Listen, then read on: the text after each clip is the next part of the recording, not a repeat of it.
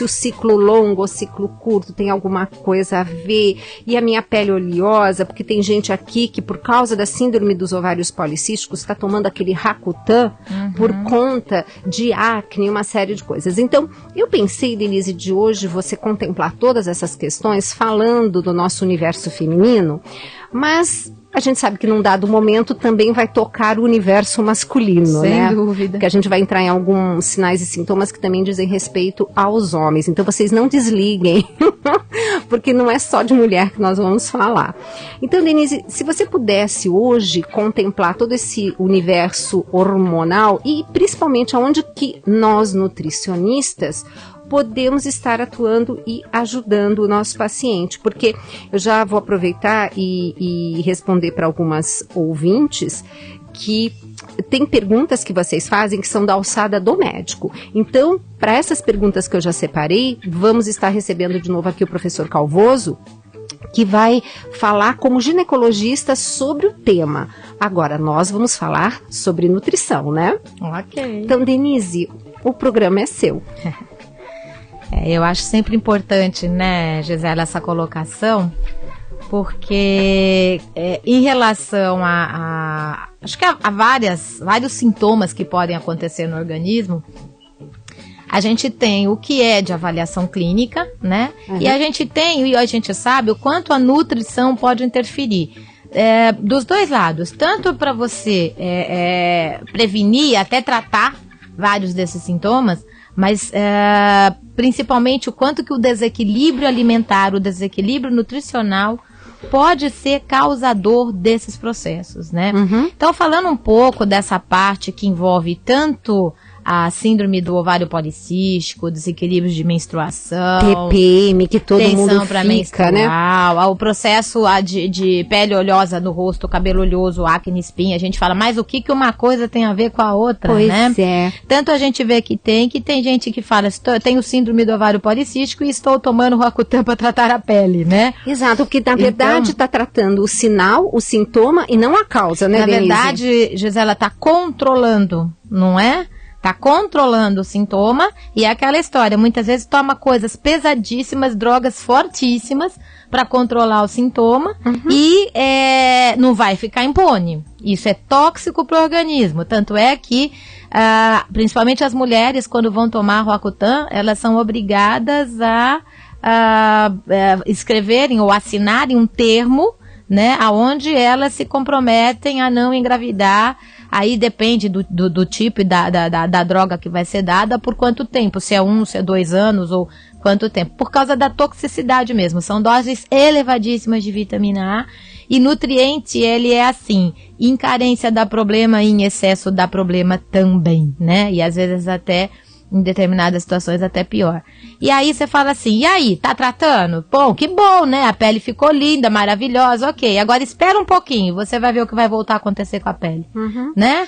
É a mesma coisa a história do ovário policístico, quer dizer, quando a causa é a resistência à insulina, se a causa não é modificada, a pessoa pode tomar uma pílula, ela pode, né, uma pílula anticoncepcional e assim que para o medicamento, o processo não só volta, como volta dobrado, né? Perfeito. Por quê? Porque, de novo, se a causa for alimentar nutricional, ou você muda a causa, ou você não vai resolver o problema. Perfeito. Né? Então, a gente fala, como é que é isso? Como é que o organismo, a alimentação pode ter interferência nisso, né? O que acontece é que existe um processo chamado resistência celular à insulina, né? O que é isso, e o Denise? que é esse bendito, que né? não diz só respeito às mulheres, né? Também muitos homens apresentando esse quadro, né? Com certeza. E aí, assim, o que acontece é que nas nossas células, eu falo que nas nossas 100 trilhões de células, né? 100 trilhões. A gente tem lá receptores para o hormônio da insulina, né? E esses receptores, o hormônio da insulina vai se ligar no receptor, vai passar informação para a célula, e essas informações vão ativar outros receptores que vão fazer a glicose entrar na célula para dar energia para a gente e a gente funcionar. É assim que a gente funciona, né? Ok. Só que, primeiro, para produzir, vamos pegar só um nutrientezinho, vamos pegar o zinco, né? É um micronutriente, o zinco. E o zinco, a gente precisa dele para formar a insulina, para liberar a insulina, para ela se ligar no receptor e para agir no pós-receptor. Então, é um nutriente que tem uma interferência fundamental em todos os processos que envolvem insulina. Nós temos nutrientes como o ômega 3, que são considerados anti-inflamatórios, né? E é um dos principais fatores para melhorar a ação da insulina, é o ômega 3. Uhum. O cromo é um nutriente que a gente precisa em micrograma. E se ele faltar, eu não tenho ação da insulina, né? Vanádio é outro nutriente que a gente precisa em microgramas. E esse vanádio, ele mimetiza a insulina. Ele tem uma ação similar à insulina. Enfim, e aí se a gente for começar, um dos principais nutrientes aí, o nosso amigo magnésio, né? O magnésio, maestro, né? É fundamental para evitar uma coisa que a gente chama de resistência iônica à insulina. Então, o magnésio é fundamental para equilibrar essas reações que envolvem essa ligação da insulina ao receptor. E aí, a partir da carência do magnésio, é muito comum a resistência à insulina, né? Uhum. Pois é, então o que acontece? Esses micronutrientes vêm da alimentação. E vem da onde? Principalmente legumes, verduras, frutas, cereais integrais. O pessoal não aguenta mais ouvir eu falar isso. O mesmo discurso leguminosas, sempre, né? Então vamos lá, feijão, ervilha, lentilha, grão de bico, cereais integrais, quinoa, amaranto. Então esses alimentos todos são riquíssimos em todos os micronutrientes, né? De uma maneira geral. E aí o que acontece? Vamos pensar. Se de repente no hábito alimentar a pessoa tem pouquíssimo consumo desses alimentos, que não só oferecem esses nutrientes, como oferecem fibras solúveis e insolúveis, que vão fazer com que a glicose seja absorvida mais devagarinho, né? Que não dá aquele pico de glicose no sangue. Porque se a gente comer doce, carboidrato refinado, né? Ou grande quantidade de comida de uma vez só, a glicose ela vai muito rápido para o sangue e ela sobe muito rápido. E ela não pode ficar muito alta. Então o organismo dá um pico da liberação de insulina para roubar essa glicose. Então por isso que as pessoas falam, açúcar é energia. Não, meu amor, o açúcar rouba energia. Porque ele dá um pico e em seguida ele cai com tudo, né? Só que não sem de preferência ir lá formar uma gordurinha, né? Então, ao invés de ir para a formação da proteína, do músculo, né? Então ele é usado em lugar errado. Então, numa alimentação onde tem carboidrato refinado, açúcar, grande quantidade de alimentos. Muito suco, principalmente, né? O suco, quando eu falo pro pessoal tem que comer uma fruta a cada 2h30, 3 horas, o processo, então eu posso substituir pelo suco? Não. Porque o suco, ele já está pronto, ele não tem que ser quebrado, fermentado. Então, do jeito que ele entra, ele dá pico de energia e cai rápido. Agora, a fruta não, ela tem que ser trabalhada, ela tem que ser digerida, ela tem que ser fermentada. Então, vai absorvendo devagarinho, além de ser uma big matéria-prima para manter a integridade da parede intestinal, né? E para o crescimento das boas bactérias. Então é diferente. Então, baixo consumo de legume, verdura e fruta, cereais integrais, alto consumo de carboidrato refinado, de açúcar. E, além de tudo isso, vamos pensar na proteína mal digerida. Quando a gente pega uma proteína do leite, tanto é que a proteína do leite é a maior relacionada com resistência à insulina que existe, a proteína do leite, tá? Proteína, muitas vezes o glúten, né? Em alguns casos, é alto consumo. O que acontece com essas proteínas mal digeridas? Quando elas entram no organismo, o organismo tem que produzir substância inflamatória para combater, porque elas não são entendidas como alimento.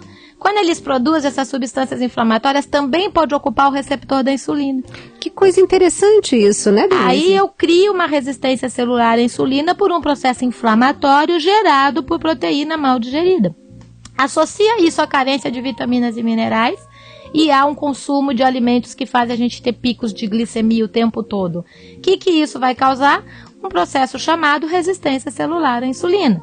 E se a insulina não se liga como deveria, não passa informação, eu não tenho entrada eficiente da glicose, que pode ativar uma enzima que aumenta a gordura localizada na região abdominal. E essa gordura localizada na região abdominal é produtora de substância inflamatória que causa resistência à insulina. Quer dizer, uma bola de neve, Aí né? a gente entrou num círculo vicioso. Caramba. Só que aí o organismo acha que essa encrenca toda está acontecendo porque está faltando insulina. Bate no coitadinho do pâncreas e fala, produza mais insulina. Ele produz mais insulina. E aí o organismo começa a ter mais insulina do que devia, porque o problema não era a produção, era a ação. Aí essa insulina que está a mais, ela pode ativar a enzima que produz colesterol, ela pode ativar a formação de triglicérides, ela pode ir lá no rim recaptar o sódio, dar inchaço ou hipertensão. No rim ela pode eliminar o cálcio e dar, com o tempo, uma perda óssea ou até também microcalcificações. Pode reter o urato no rim e aumentar ácido úrico no sangue. E aí vem a história. O que ela pode fazer também? Lá, ela pode alterar a formação hormonal. Então, ou agindo no ovário, ou né, nos órgãos masculinos, e vai fazer o quê? Ela vai desequilibrar a formação hormonal. Desequilibrando a formação hormonal, tanto para homem como para mulher, pode dar pele oleosa do rosto, cabelo oleoso, acne, espinhas, oleosidade de peito, costas, né? Agora, e para mulher, além disso, ovário policístico, mioma, desequilíbrios na menstruação, pode dar aumento nos sintomas da tensão pré-menstrual, aumentos nos sintomas de menopausa, pode também favorecer aumento de gordura em braço, quadril e coxa. Então, você pega uma pessoa só com resistência à insulina, a tendência é gordura localizada na região abdominal. Se ela ainda tiver uma ação da insulina na parte hormonal, ainda pode ir para braço, quadril e coxa, principalmente para a mulher. Porque aí ela vai estar o tempo todo ativando a formação de hormônios e o organismo pode entender, por exemplo, que essa mulher está numa gestação. E ela vai interferindo, ela vai levando a um processo aonde vai acumular gordura em braço, quadril e coxa para ter reserva para uma amamentação. Que não vai acontecer. Então ela vai levando para um processo onde a pessoa começa a ter, e é uma gordura até mais difícil de tirar, né? A gordura abdominal também, ela é difícil de ser tirada para quem faz a dieta da lua, da sopa, do abacaxi, né? Dos shakes, para não dar nome, e de outras coisas por aí. Só que quando você faz uma alimentação onde você equilibra o organismo, melhora a ação da insulina, melhora os micronutrientes, melhora o metabolismo, aí, com certeza, essa gordura não vai ser difícil de ser tirada, não. O problema da eliminação de gordura é quando a pessoa fala, muitas vezes pra você, doutora, eu faço exercício e pra mim não funciona, né? Aí você pergunta, o que você come antes de ir? Nada, assim, eu chego lá e gasto mesmo, né? Então, a última coisa que vai ser mandada embora é gordura. Gordura é garantia de sobrevivência, estoque de energia e defesa. O organismo não manda a gordura embora se faltar nutriente, se sobrar tranqueira, se faltar energia, né? Então, eliminar a gordura é por bom funcionamento e não por dieta. Exato. Tá? E, Denise, quando a gente fala de fontes de zinco, a gente que está falando para o Brasil todo, o pessoal do Norte e Nordeste, né, tá bem servido com os frutos do mar, né, que é uma fonte interessante. Aqui nós para o Sul, qual seria assim, uma fonte, lógico, se a gente está comendo legumes, verduras e frutas, a gente tem assim um pool, né, vários juntos no mesmo alimento, um pouquinho de cada, que é o ideal. Mas o que nós poderíamos estar sugerindo para o pessoal mais pro lado de cá, como assim, alimentos que tenham mais zinco? Proteína de origem animal, de uma maneira geral, né? Qualquer proteína de origem animal tem o zinco. O zinco, assim como o ferro, o zinco em proteína de origem animal é ligado a aminoácido, ele é orgânico, ele é de facílima absorção, né? E ele tem alta quantidade de fácil absorção.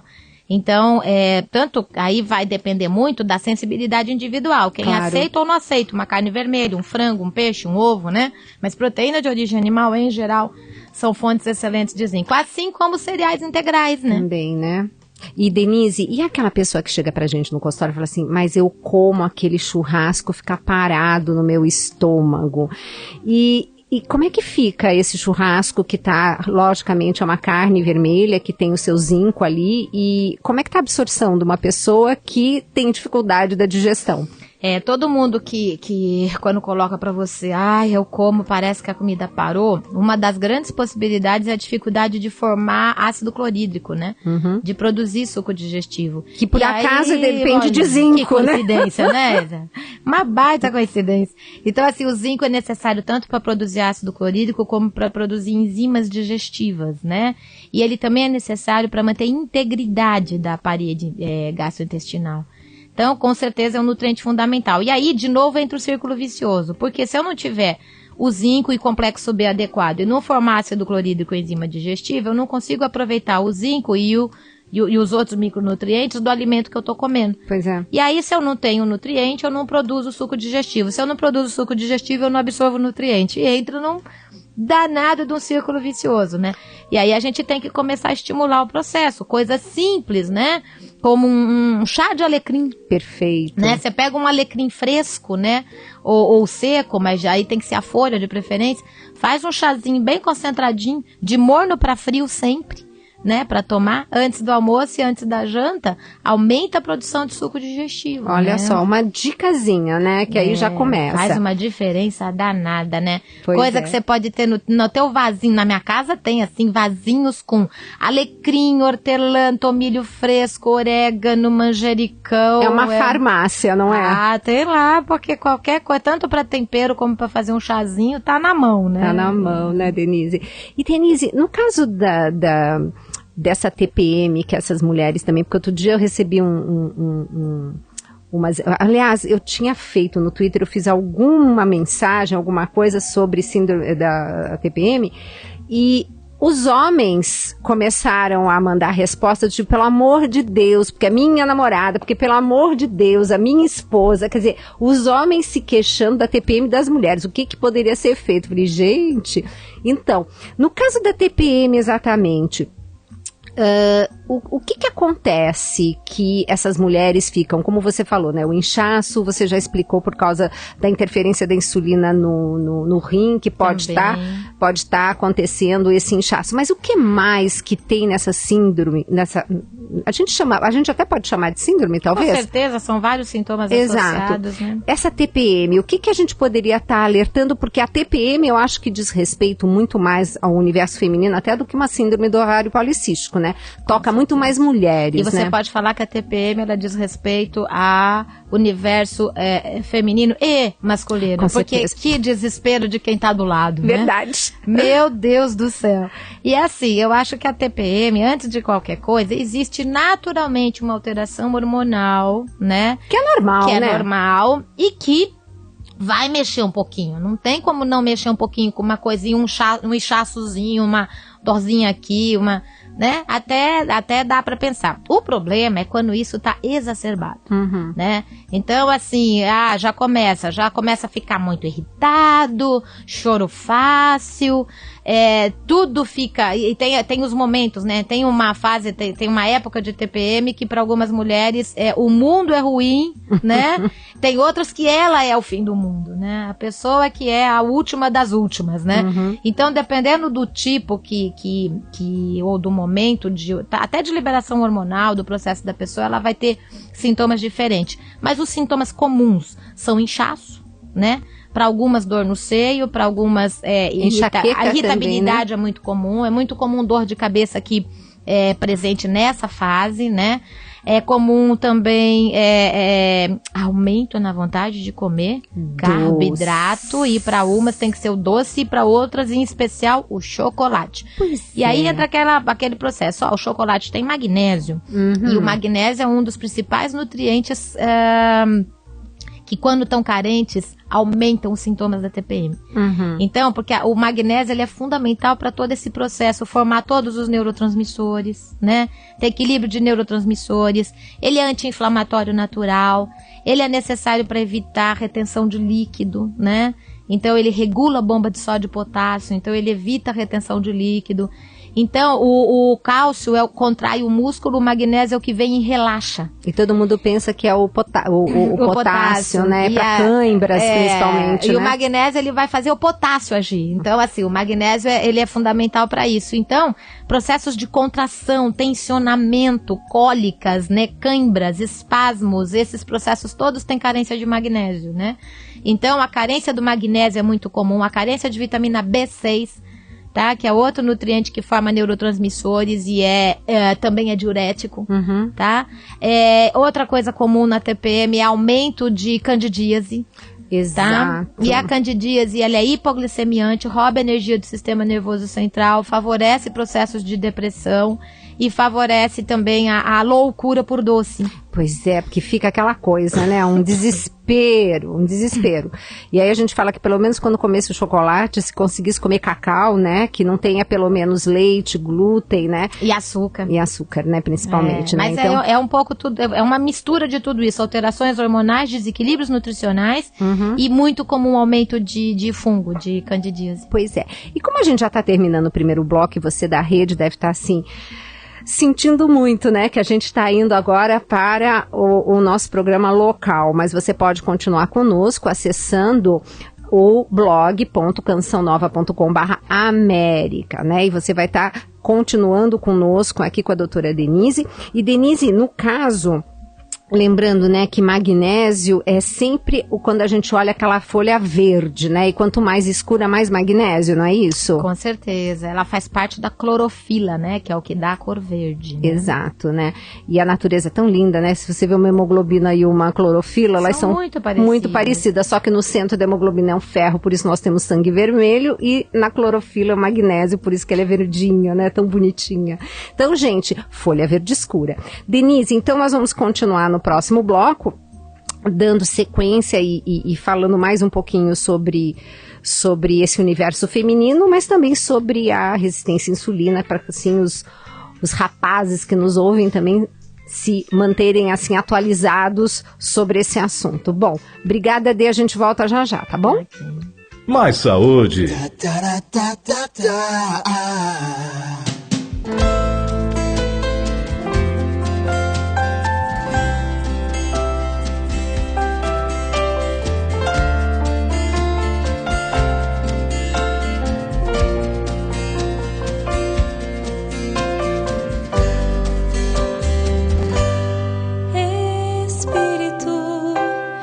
vem tocar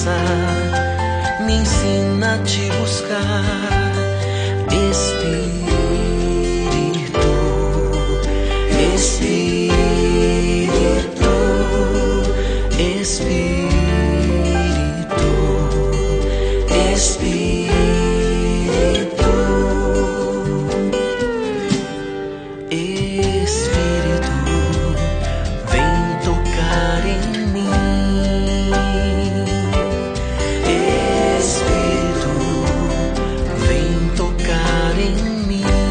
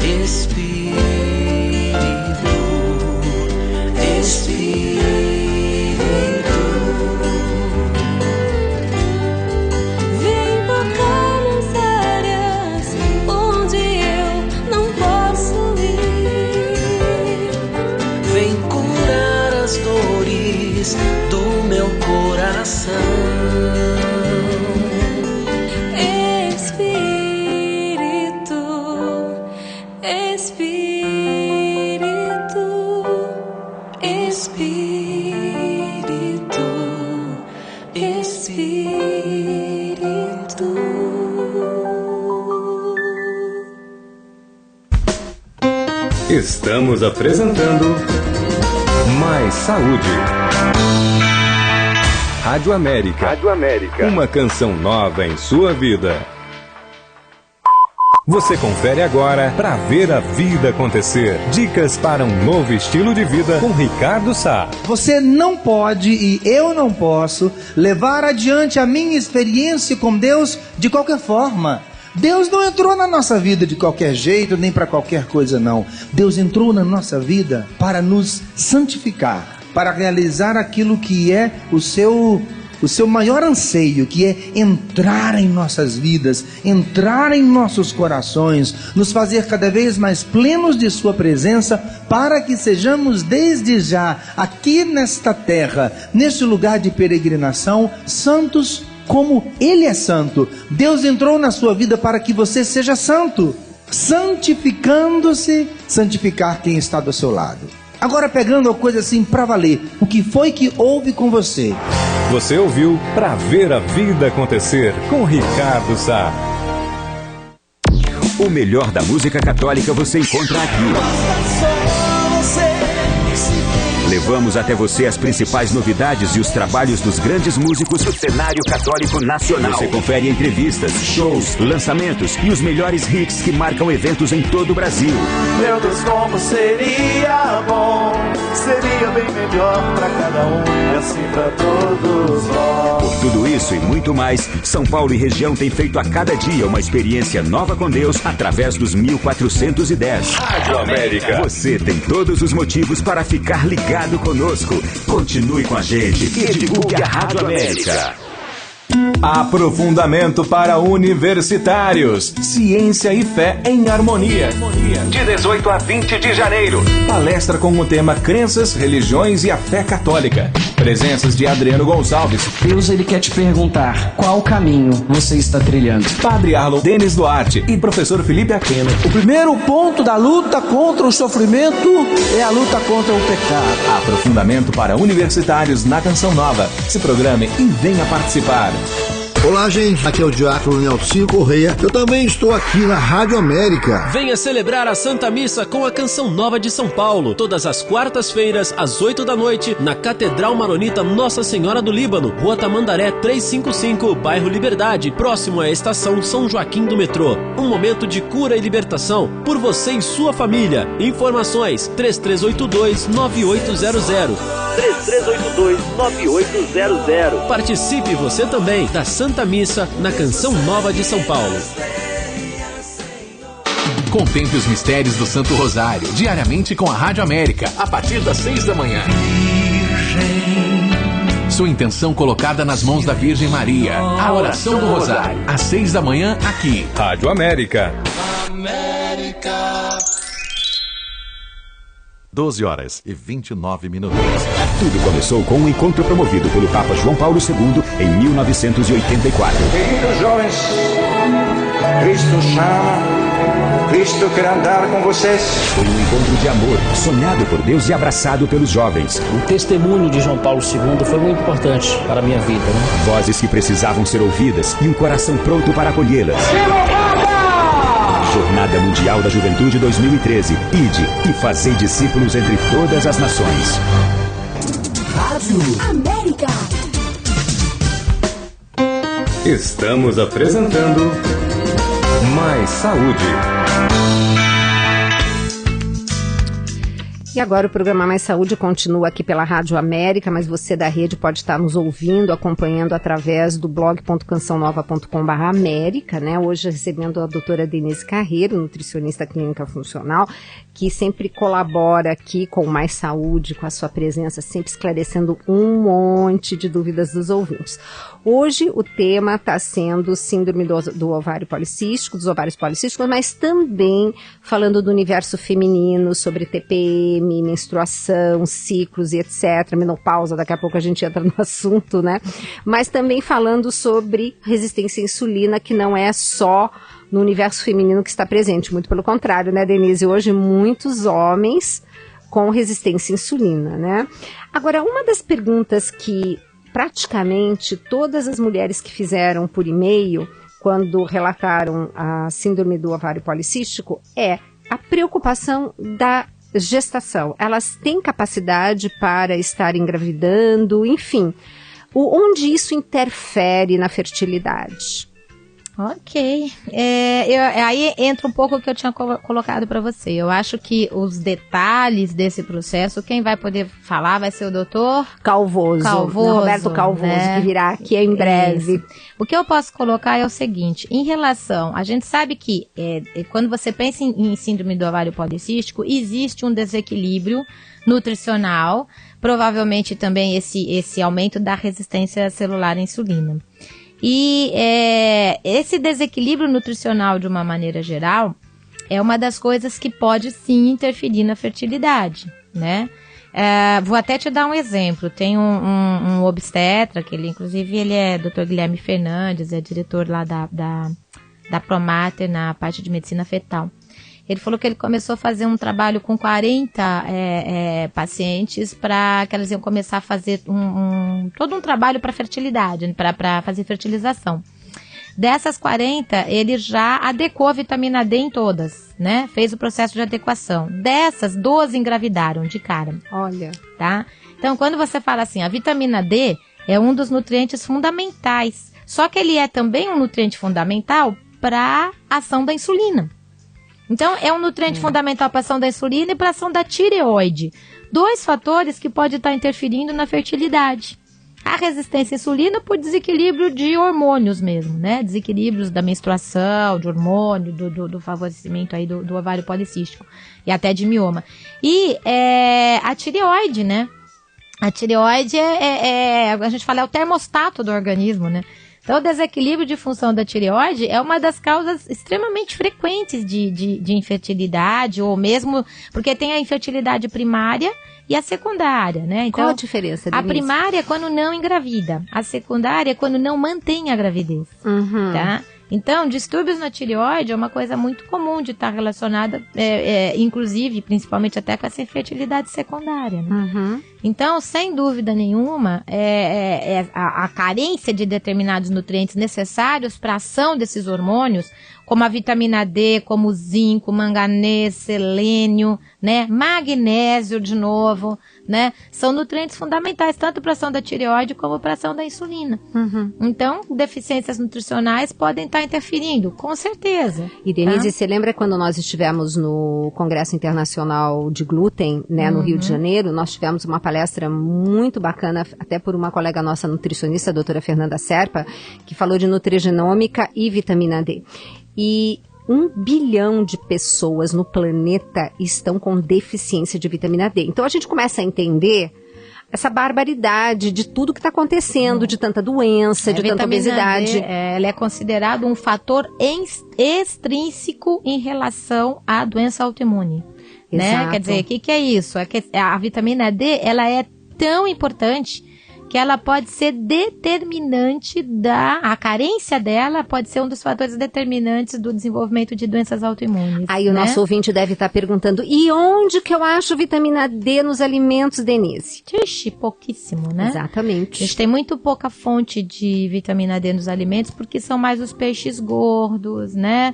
Pouco em gema de ovo, pouquíssimo ou quase nada na gordura do leite, né? E aí o ouvinte está perguntando assim, mas então como que eu faço para ter a minha vitamina D em ordem se eu não encontro isso na alimentação? Eu falo que Deus é tão bom, que um nutriente tão importante como esse, tão determinante como esse, ele é produzido dentro do organismo, né? Pois é. Então, mas só que ele é produzido, em primeiro lugar, a partir do colesterol. Né? Então não adianta a gente achar que quando o colesterol está em 100, 120, o colesterol total está uma maravilha. Não, tá não. Colesterol é um nutriente fundamental, inclusive para produzir a vitamina D, né? E só que a partir do momento que ela é produzida, ela é ativada pelo sol.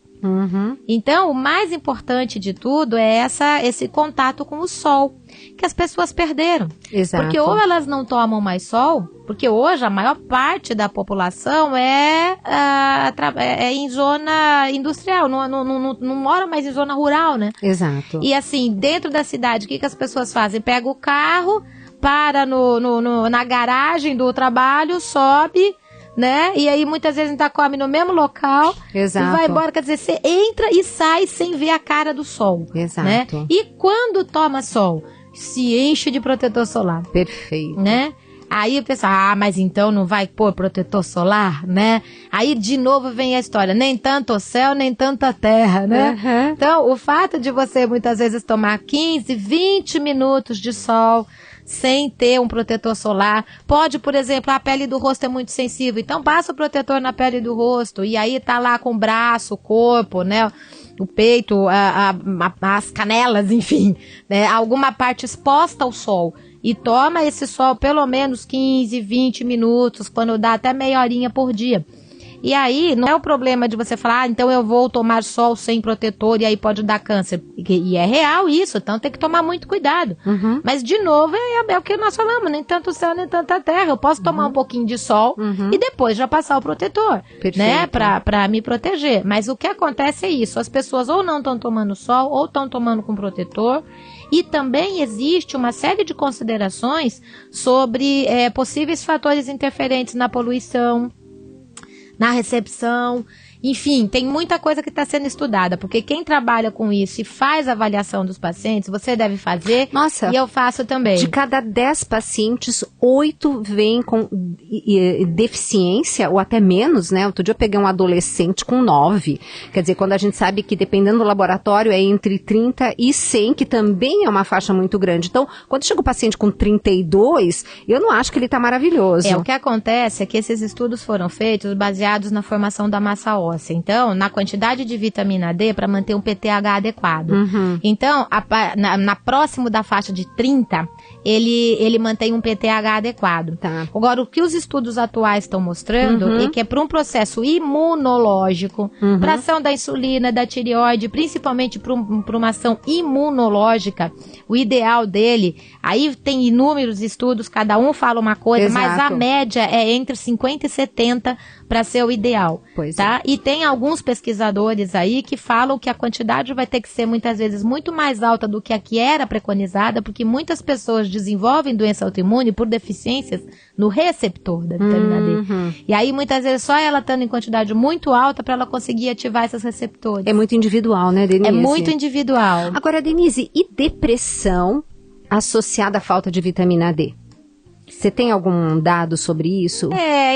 Porque assim, você sabe que se a gente vai por todos esses processos, né, o próprio controle hormonal, ele tem uma interferência direta em função cerebral, né, inter-relação com os neurotransmissores.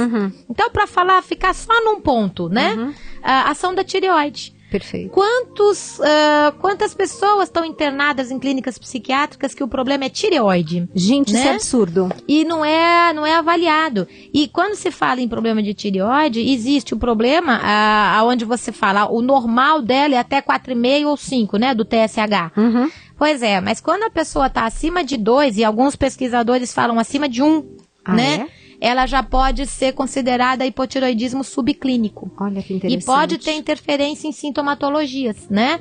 E o pessoal acha que o problema de tireoide é para engordar. Hipotiroidismo engorda. O máximo que a tireoide pode mexer é 2, 3 quilos nesse processo. Ela pode até dificultar o emagrecimento, mas não que ela vai engordar quando ela está alterada, né? Ok. Mas, em compensação, todas nossas outras células são dependentes da tireoide. Todo o metabolismo, a pessoa, muitas vezes, você pega, ela está com triglicéridos, colesterol alto, tomando lá um remédio para baixar o colesterol e não avaliou a tireoide.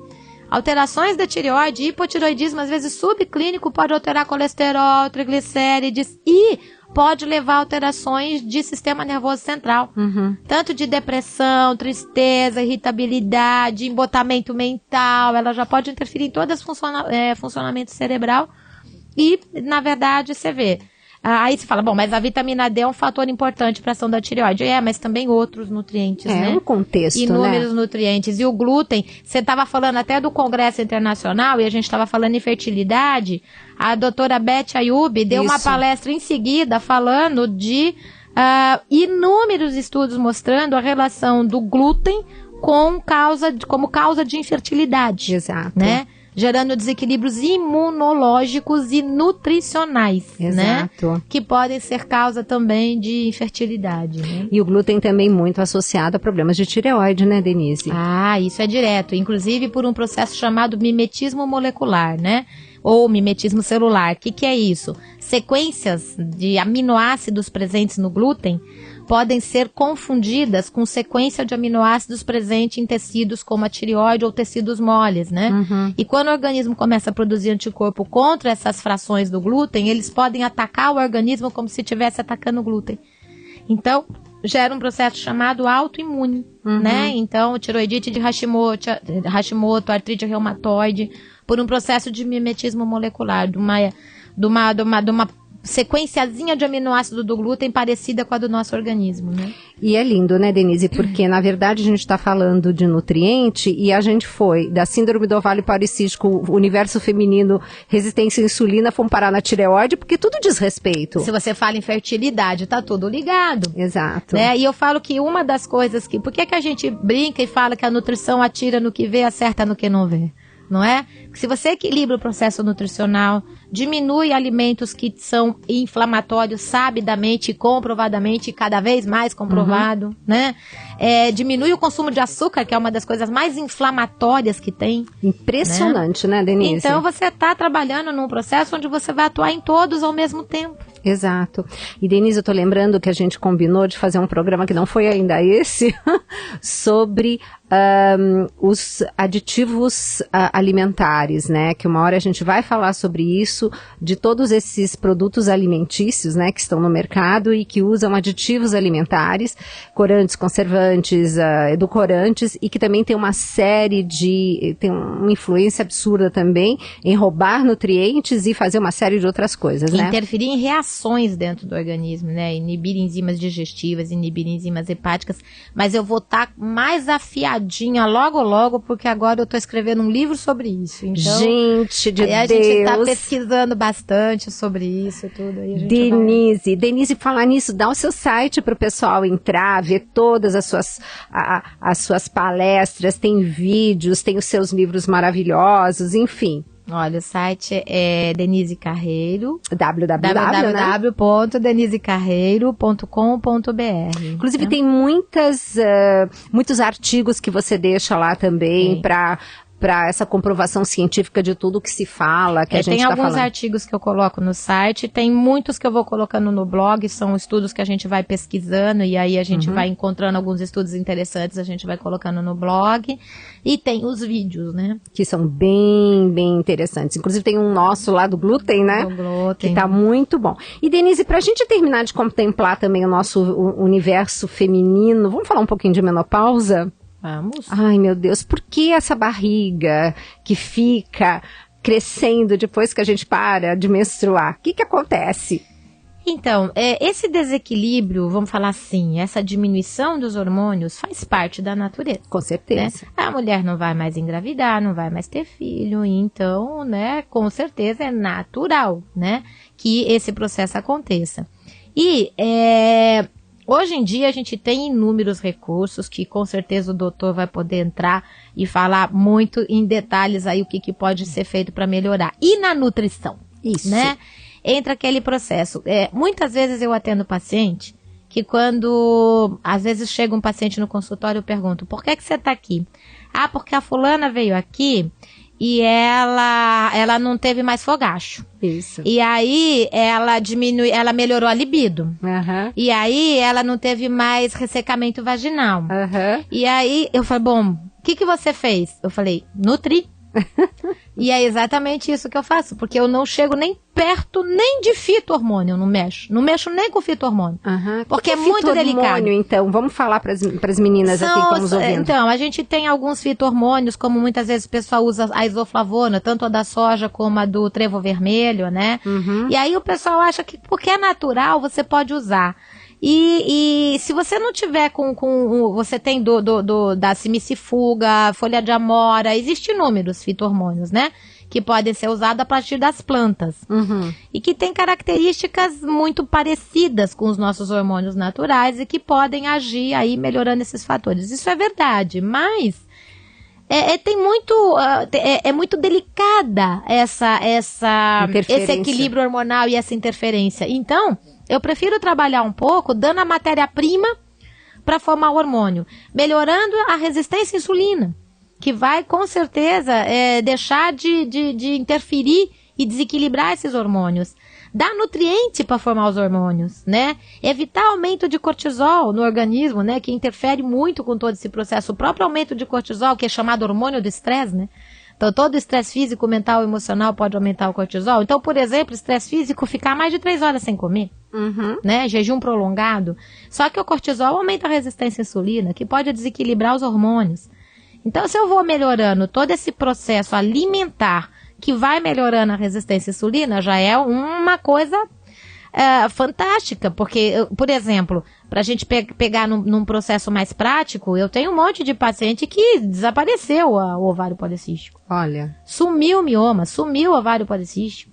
Né? Então, foi mágica. Não, meu amor, foi nutrição. Exato. Foi equilíbrio de organismo mesmo. A matéria-prima que te forma não é o remédio, é o nutriente. Né? Então, se você consegue resgatar essa matéria-prima e fazer funcionar de novo, a gente renova 50 milhões de células todos os dias. Como é que você não pode voltar a fazer esse organismo funcionar adequadamente? Não Porque ele deixou de funcionar por falta, muitas vezes, desse nutriente, né? Com toda certeza. Então, esse processo todo, quando você envolve em todo esse processo, você equilibra a parte hormonal. Tá? Os ômegas são fundamentais, né? Para a formação e ação hormonal. Então, a nutrição, o que ela faz é isso, equilibra o organismo e os sintomas, eles vão melhorando a partir desse equilíbrio. Só que ainda, muitas vezes, vai precisar desse controle hormonal feito por médicos. Hoje a gente tem médicos fantásticos aí trabalhando com hormônios bioidênticos, que não tem relação com formação com causa de câncer, etc, né?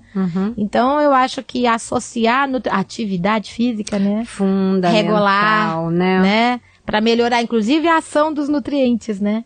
Porque a atividade física ajuda a entrada da glicose na célula, independente da insulina. Então, com isso, controla, melhora a resistência à insulina, libera endorfina, que relaxa.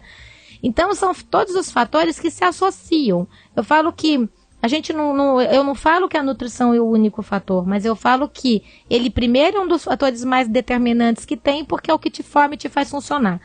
Depois, porque ele te dá suporte para que os outros funcionem.